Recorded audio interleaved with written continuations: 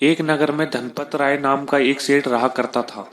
सेठ अपने परिवार के साथ ही रहा करता था। सेठ की एक बहुत बड़ी दुकान थी। सेठ के दुकान में दिन भर सामान लेने वालों की कतारें लगी रहती थी। अब सेठ इन ग्राहकों को संभाल नहीं पाता था, इसलिए सेठ ने अपनी दुकान में दो नौकरों को भी काम पर रख लिया। दोनों नौकर सुबह सुबह ही दुकान पर आ जाते और देर रात तक सेठ की दुकान पर काम करते थे। सेठ भी दोनों नौकरों को बराबर मजदूरी देता था। सेठानी उन दोनों नौकरों को घर वापस जाने के समय उनके बच्चों के लिए खाने पीने का सामान भी देती थी। इस तरह काम करते करते उन नौकरों को कई महीने बीत गए।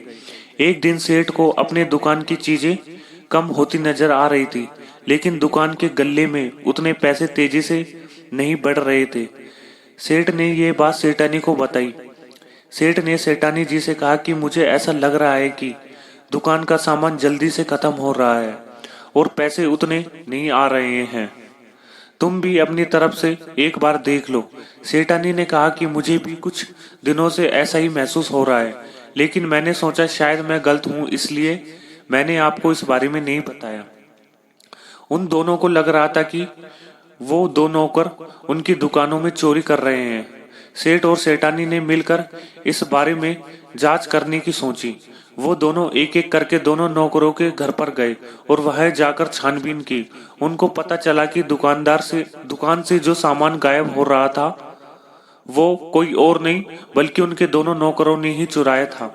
सेठानी अब सेठ से कहने लगी कि आप इन दोनों को दुकान से निकाल दीजिए, लेकिन सेठ ने सेठानी से कहा कि अगर मैं उनको निकाल दूंगा तो वो फिर से दूसरी जगह जाकर चोरी करेंगे। इन दोनों को निकाल देने से वे नहीं सुधरेंगे। हमें इनको अगर सुधारना ही है तो हमें कुछ दूसरा सोचना होगा। सेठानी को सेठ की बात सही नहीं लगी। वो उन्हें बार बार समझा रही थी कि आप दोनों को दुकान से बाहर निकाल दो। सेठ ने कहा कि अगर हम ये दोनों को निकालने की वजह उनकी मजदूरी और भी बढ़ा दे तो फिर शायद ये चोरी करना छोड़ देंगे। सेठानी ने कहा कि अगर हम वैसा करेंगे तो फिर हमारी सारी कमाई इन नौकरों को पालन पोषण में ही खर्च हो जाएगी। हमारे बच्चों का क्या होगा।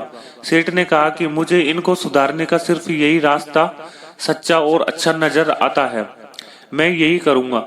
सेठ ने उन दोनों की मजदूरी बढ़ा दी और उनके बच्चों के कपड़े पढ़ाई लिखाई का खर्च भी दिया। कुछ ही समय के बाद दुकान में चोरी होना बंद हो गई और उसकी दुकान अच्छे से चलने लगी। सेठ को अपनी युक्ति पे पूरा भरोसा था और वो सेठ की युक्ति काम भी आ गई। अगर सेठ ने केवल अपने बारे में सोचा होता तो फिर वो दोनों नौकर शायद कभी नहीं सुधर पाते, लेकिन सेठ जी इस युक्ति से सबका जीवन सुधारना चाहते थे।